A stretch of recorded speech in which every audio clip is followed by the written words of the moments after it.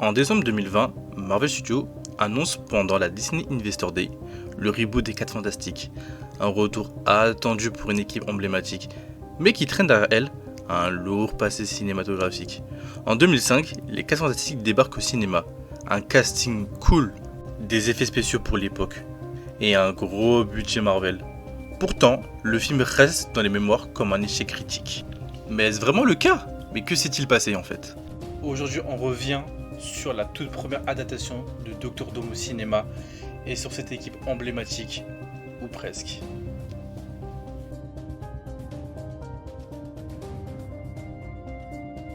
Avant le MCU, Marvel vendait ses droits à qui voulait bien les acheter. La Fox a eu les 4 Fantastiques et s'est lancée avec un film pas si simple à adapter.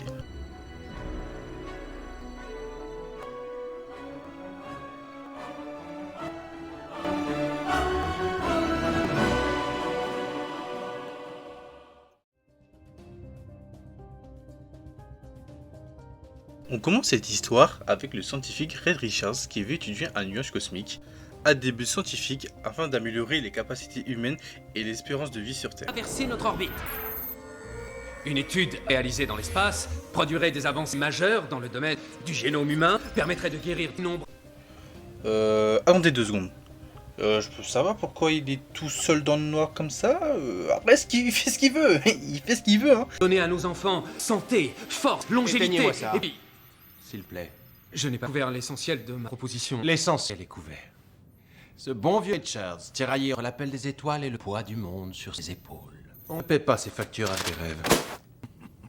Oh, bon, notre héros n'a pas l'air assez amical avec notre bon vieux Reed Richards, mais vous inquiétez pas, car notre frérot va bien accepter, mais c'est surtout l'ambition et l'opportunité de dévancer les autres qui va le pousser à accepter. Mais c'est ainsi que Reed, Victor, Sue Storm, Johnny Storm et bien sûr notre bon vieux Ben Grimm qui embarque à bord d'une station spatiale sponsorisée par Von Doom Industries.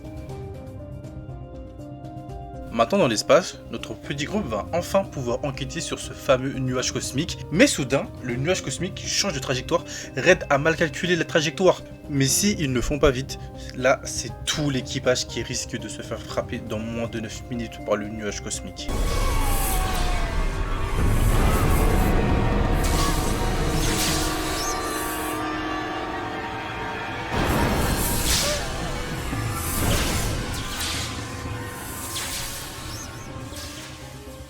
La tempête frappe de plein fouet, une vague d'énergie traverse toute la station.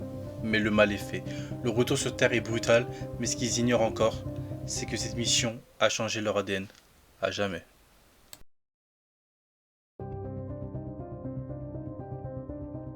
Wow, eh ben, les effets spéciaux de l'époque c'était vraiment quelque chose.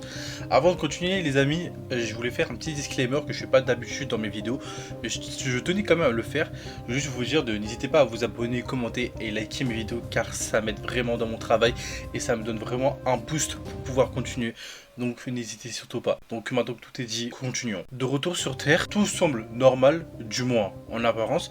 L'équipe est vite mise en quarantaine dans les locaux de Von Doom Industries. On les teste, on les surveille, mais en tout cas, aucun signe immédiat d'irrégularité. Reed tente de comprendre ce qui s'est passé.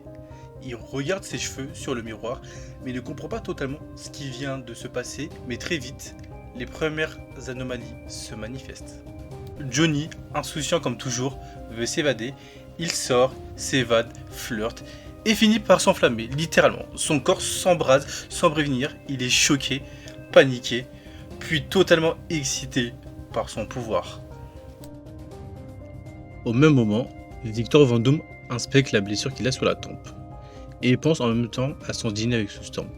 Mais, soudain, un événement surnaturel va se produire.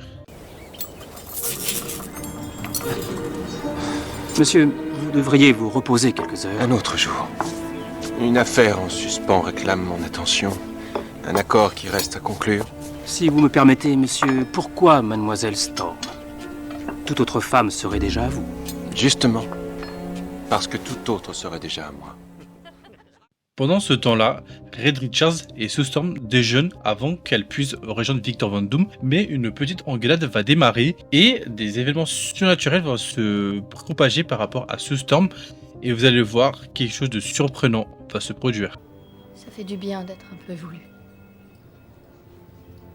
Un peu vu et entendu. Regarde-moi. Et oui, Sue Storm perd le contrôle de sa visibilité, son corps disparaît par moments sans qu'elle puisse le contrôler. Plus tard, on découvrira même qu'elle peut aussi créer des champs de force. Au même moment, Reed Richards est totalement fasciné par la mutation, mais constate que son propre corps a gagné une élasticité hors du commun. Il peut s'étirer à l'infini, c'est étrange, même terrifiant, mais prometteur pour ses recherches.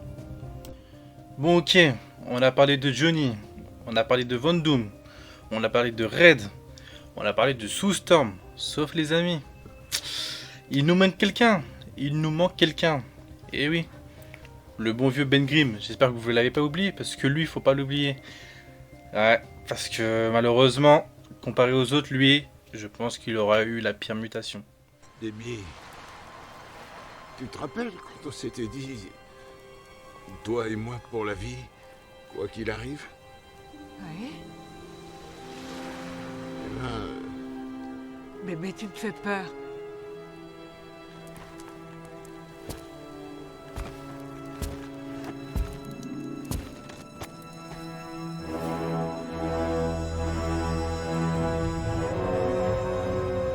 Ouais, c'est horrible. Debbie, c'est moi. C'est toujours moi. C'est à cause de l'accident. Viens, je vais t'expliquer. Debbie.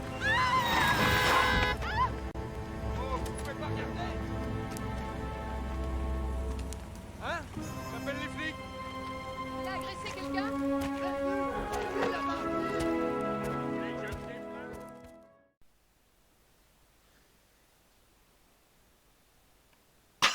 Waouh, waouh, ok. Waouh, ok. Bah déjà, que dire? Ah, franchement les gars, franchement je ne vous souhaite vraiment pas de subir cette situation parce que là franchement c'est une dinguerie. Bon, comme vous pouvez le voir, c'est Ben Grimm qui aura subi la pire transformation. Son corps devient entièrement rocheux, monstrueux, même clairement on peut le dire, inhumain. Il n'a plus d'apparence humaine et ça, il va le vivre comme une malédiction. Bon, pour l'instant, nos chers protagonistes ne comprennent pas encore l'ampleur de ce qu'ils sont en train de devenir, ni que cette transformation va bouleverser leur vie à jamais.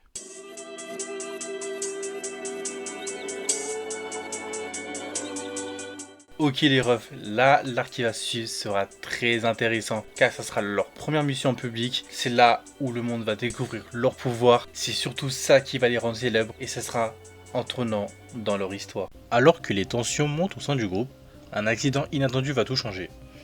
Ben, troublé par son apparence et son isolement, se retrouve sur un pont perdu dans ses pensées. C'est là que tout bascule. Un camion percute Ben et l'accident devient une catastrophe en chaîne.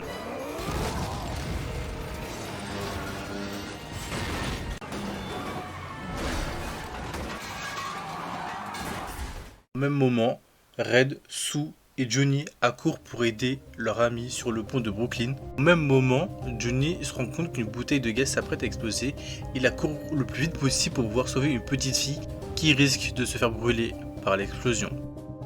Sue devient invisible pour protéger les civils de l'explosion de gaz, ce qui va totalement fonctionner.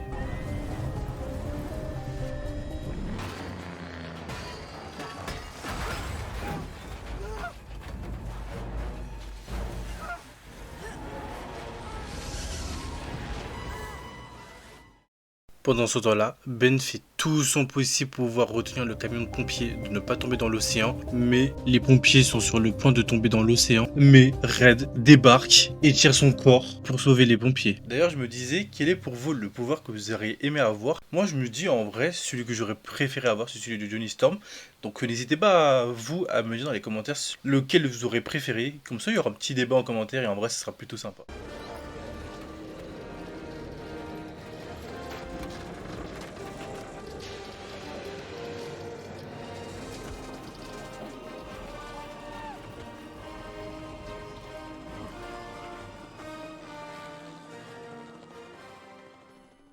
Ce jour-là, Ben Sue, Johnny et Red ne sont plus des anomalies scientifiques, ils deviennent des héros et les caméras sont là pour immortaliser le moment.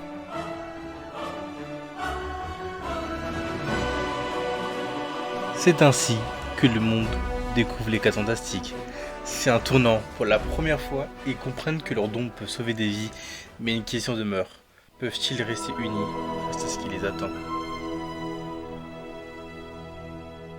Ok les refs, bon on a enfin terminé cette première partie de vidéo et je trouve que pour l'instant, moi le film, les gars, je le trouve bien pour l'instant.